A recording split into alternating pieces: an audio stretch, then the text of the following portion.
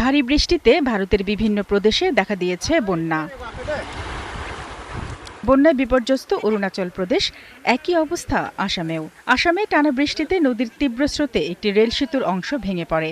এতে গুরুত্বপূর্ণ কয়েকটি জেলার মধ্যে রেল যোগাযোগ ব্যাহত হয়। অন্যদিকে পশ্চিম ও দক্ষিণ ভারতে বৃষ্টিতে দেয়াল ধসে পড়ার দুটি পৃথক ঘটনায় অন্তত ৫ জন নিহত হয়েছে।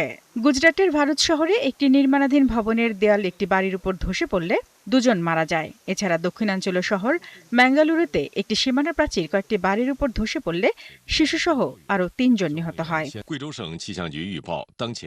গেল কয়েকদিন ধরে বন্যায় বিপর্যস্ত চীন।